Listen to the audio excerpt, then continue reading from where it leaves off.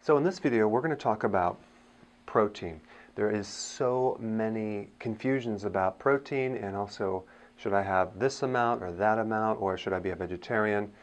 So I'm going to clear up some common misconceptions about protein. One of the principles behind any diet is you want to trigger fat burning, right? You want to lose weight.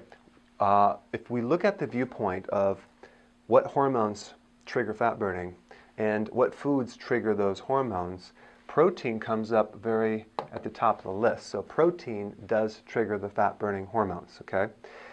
But you have to understand what is a protein, because in nature, very few things come in pure proteins. They're always a combination of proteins, carbohydrates, and fats. And if you're basing your diet on a calorie counting model, which by the way is incorrect, you're going to be looking more at the fat calories and avoiding those since they have the most calories. You're not going to be looking at the protein part of this. Okay, so that's a misconception, and your entire diet is going to be wrong. Or if you're looking at maybe the Atkins diet and you're only focused on protein and realize there's 6 other types of foods that trigger fat burning process, but they're focused just on the protein, then you're going to ignore some of the other pieces of the puzzle, especially as it relates to the liver function, because the more the liver is damaged, the more the liver is dysfunctional. The older you get, the less the liver can function, the less protein you can digest. So if you start increasing too much protein, it's going to throw off something else. And also, if the liver is not good, you're not going to be able to have the thyroid work, because the thyroid works through the liver as well. So anyway, let's just talk about protein and some of the misconceptions. You have people that say, well, I'm eating protein, I'm eating nuts. Okay, well, let's take a look. Nuts only have 15% protein. That's not a lot.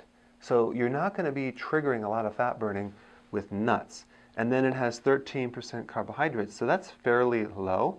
And those carbohydrates aren't necessarily high sugar carbohydrates. They don't turn into sugar very fast unless you have maybe cashews. But for the most part, they don't turn into sugar very fast. But they are high in fat. But now, when we're looking at the triggering the fat burning process, fat is neutral. So in other words, we don't necessarily have to worry about fats if you want to burn fat through the hormone system. But we do have to worry about fats in relationship to what it does to the liver. So too much fat can irritate and clog up the liver, and that's why a lot of times when you eat nuts high in fat, it irritates the gallbladder. So the way we counter that is we increase the greens, the vegetables, to keep the liver healthy. So as long as you're having enough greens in the diet, about 6 to 7 cups a day, you can pretty much get away with fat, and that includes even bacon and things like that. So that's how we counter it. But if you are only eating fat and protein, that can aggravate the liver. So what we want to do is we want to keep the carbs relatively on the low side, but I'm not talking about all carbs. I'm talking about the ones that turn into sugar fast. So even though vegetables are almost all carbohydrate, they're very high in fiber and they're very low in sugar, and they don't turn into fat. They're insoluble fibers, so they don't really turn into sugar. On the other hand, grains are very high in carbs, but they're different than vegetable because they turn into sugar very, very fast. Okay, so we want a food that has a bit higher amounts of protein, a bit low carb, or carbs that don't break it down into sugar very easily. And we really don't care about the fats because we're going to keep our vegetable content very high to flush things out of the liver. All right? So this whole conception of high calorie, high fat, turning into fat, just take that and just put it over here, because that really doesn't affect insulin, which is the thing that really makes you get fat. So, and I know people it's in their mind, they're like, oh my gosh, I have to avoid all fat. Well, how does that work for you? Does it work? I mean, try it. You cut your fats out, it never really turns into weight loss. It's the carbs, okay? So we also have another factor here called nutrients, because what we want to do is we want something high in nutrients. So let's just take oatmeal, for example. oatmeal for breakfast is like eating cardboard. It's very low in nutrients. Yes, it has some factors that help lower cholesterol a little bit, but as far as nutrients, it's low, all right? Same thing with hummus. Hummus is a great food, but it's very low in nutrients, okay? So if you're trying to eat foods that increase the health, if you have oatmeal or hummus, don't be surprised if they're like a neutral food. They might not hurt you, but they might not help you. Again, like eating cardboard. It's not going to kill you, but it's not going to help you. So nuts. Okay, so nuts do have some good amount of nutrients, okay? So we have that. Now beans have 23% protein, a bit more than nuts, but look at the carb, 72% versus 13%. So this is going to get you right here, those carbs. Now, I'm not against beans, and look at how low they are in fat, but they do have a bit too many carbs if you're trying to lose weight. Now, there's layers to this problem. So it's not just as simple as calories in equals calories out, or high protein or low fat. There's different layers of complexities, and I'm trying to make it simple, but one layer is this.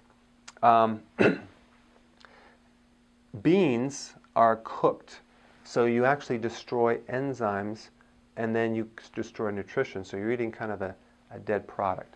And also, even though they have higher protein than nuts, they're very, very low in fat, and also most vegetarian programs say, or low-fat diets say, oh yeah, beans are great because they're such low in fat and low in calorie, and you're just going to burn off these calories. But a lot of these carbohydrates, especially refined beans, well, that'll turn into sugar pretty fast. And black beans, it's not going to help your weight loss. So we have this food, and then we have your body interaction with it hormonally. If your metabolism is low, and that's another variable, if you consume some of these foods too high in carb, it's going to create an effect on your metabolism. In fact, it's going to slow you way down.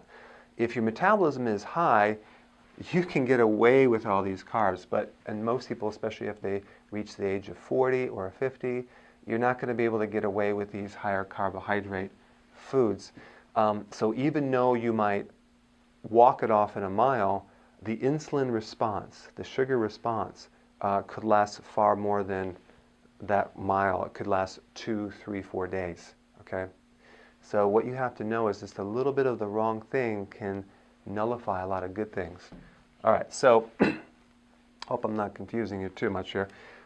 I probably am, but let's just kind of go through this. So nuts, high in fat, but that's okay if we keep our vegetables high because it's high in nutrients.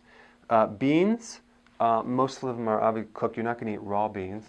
And so the nutrition is not as high with beans, but it's kind of a neutral food if your metabolism is good. If you're trying to lose weight, you're going to find beans might not help you lose weight.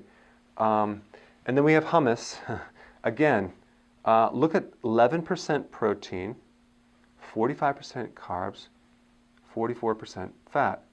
Okay, all right, not too bad. It's not going to turn into sugar that bad because there's a certain amount of fiber. But it's like a neutral food because the nutrition is not very high. So it'll be something to snack on, something to keep you going, but it's not necessarily going to help you burn fat, but it's not necessarily going to cause you to gain weight either. So this is a neutral food. Now let's talk about yogurt and cheese. Now yogurt has 36% protein. That's not bad. That's a good amount of protein.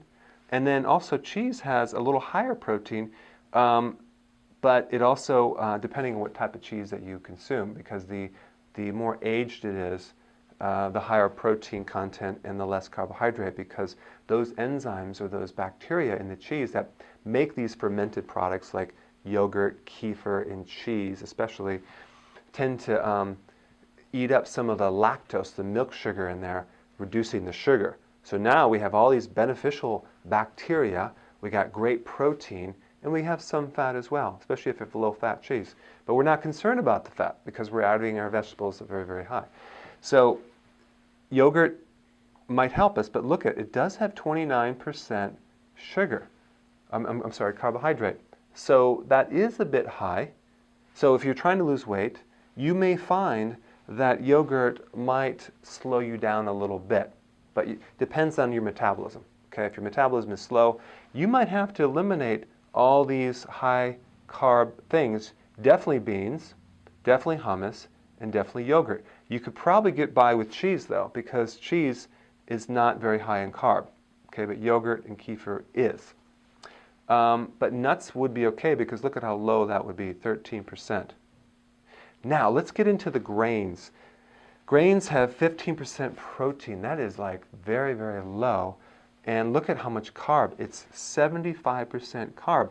But the catch-22 with this carb, this is not like vegetable. This is like turning in the sugar very, very fast. So grains are very, very bad for weight loss, yet look at how low they are in fats. So all these low-fat diet so-called gurus will say it's okay to consume grains because it's such a low in fat and have complex carbohydrates and have whole grain, not refined grain or white bread.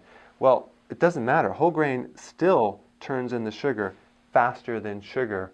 Some of these sugars affect your blood sugars. And there's a great book that you can, Wheat Belly, that talks about how whole grain is very, very bad advice. So when you're consuming a diet, a balanced diet, the food pyramid diet, and you have a fat situation, a stubborn belly fat or whatever, you can't do a balanced diet. You can't do those little protein bars that have, balanced proteins, carbohydrates, and fats. Why? Because your body's out of balance. So you really have to force your body to burn fat by reducing these carbs as far down to zero as possible. Okay, especially the ones that turn into sugar. So grains will just block any chance of losing weight, and that also includes some fruit as well. So we want to keep fruit down as well. So we have grains and we have low fat, but it's so funny how people say, well, you can have all these great foods, but just add grains. Well, that's enough to block any chance of losing weight. And plus, there's very low amounts of nutrition in grains. Now, yogurt, there's some great calcium, so that's a little bit higher. Okay, but grains are low, grains are out. Okay, fish, look at this, 93% protein. Oh my goodness, that is a very good fat burner. And look at how many carbohydrates, 0. Huge ability to burn fat. But again, the principle, there's layers of complexity. You have also too much protein. So you wouldn't want to necessarily live on protein or have like 12 ounces per meal because that can also bog down the liver. All the fat-burning hormones that come through the body go through the liver. So we need to keep that liver opened up and healthy. And then if we're burning fat, we better consume a lot of vegetables because if you don't, all the fat that you are burning ends up in the liver and it gets stuck in the liver and you end up with a fatty liver. That's why a lot of the Atkins diet people or the high-protein diet people end up with a fatty liver. And that's why their breath is kind of toxic. And so we want to understand the whole picture. So fish, look at this, 7% fat. I mean, that's a low stress on your liver. And people always say, what's the best proteins for the body? Well, what would be the best protein to lessen the stress on your liver? Fish would be great. Seafood would be even better. So those are very low liver stress proteins. Now, animal protein, 59% protein. That's pretty high. But look at 0% carb. So animal protein will also help you burn fat, but look at how much higher it is in fat. So again, if you're going to do animal protein, you better enhance the vegetables to clean out that fat. But you know what? You could probably get away with if you were to consume just fish, because this is low in protein, fat, you pretty much can get away with eating mostly fish if there's small amounts of fish through the day, because it's not going to put stress on your liver or your pancreas. It'll put you in some hardcore fat burning. And then there's different types of fish too, like halibut is higher in fat. This is cod. Cod is low in fat, but of course it's you have to make it taste good. All right, so now we have kale. 16% protein. Wow, that's actually more than nuts, it's more than hummus, and it's more than grains. Wow, there's protein in kale. What do you know? But look at how high it is in carbohydrate, 72%. But none of this just turns into sugar very fast. So it's low glycemic, it's high in fiber, and it's insoluble fibers. So your digestion's going to not break that down into direct sugar. So it takes a lot of energy to break that down, so you're going to, it's kind of like you're going to burn more fat just breaking this stuff down. And then, of course, 15% fat. But these are healthy fats. These are omega-3 fats, omega-6 fats, so it's pretty low in fat. And so it is, you can see, it's screaming high with nutrients. So we have the perfect food right here, kale. All right? Now, look at eggs, 29% protein. You would think that would be higher in protein, but it's not very high in protein, but it's not very low in protein. Very low in carb, though. So eggs also are going to help you lose weight, because look at that carb is only 2%, and we have a lot of nutrition as well, but it's very high in fat. So eggs are fine, but they could stress the liver a little bit if you're not having enough vegetable. All right? So I hope I clarified some of the confusions about protein. You might want to watch this several times, take some notes. So apply the information, and we will see you in the next video.